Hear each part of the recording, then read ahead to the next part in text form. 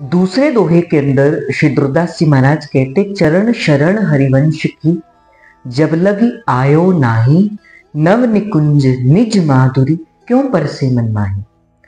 तो दुर्दास जी महाराज हम जैसे साधकों को कहते कि देखो, आप इस नव निभृत निकुंज के रस को पाना चाहते हो, तो जिस रस के लिए ब्रह्मादिक भी दुर्लभ है, उस नव निभृत निकुंज के रस को पाने के लिए श्री दुर्दास जी महाराज दूसरे दोहे के अंदर कहते हैं कि इसके लिए आपको महाप्रभु के द्वारा अनुगत होना पड़ेगा।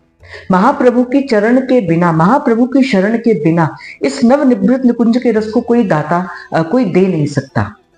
केवल इस रस की दातार केवल और केवल हरिवंश महाप्रभु है।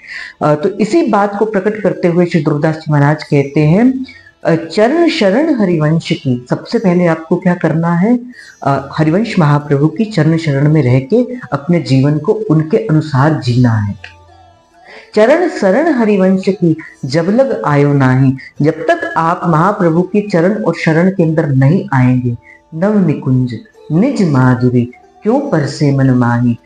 ये जो नव निवृत्त निकुंज की जो निज माधुरी है, यहाँ पे जो दुर्दास जी महाराज यहाँ पे शब्द का प्रयोग करते, निज माधुरी। निज माधुरी का अर्थात क्या होता है कि इस नव निवृत्त निकुंज के बीच में घटने वाली, प्रिया और प्रियतम के मध्य घटने वाली वो निज के लिए।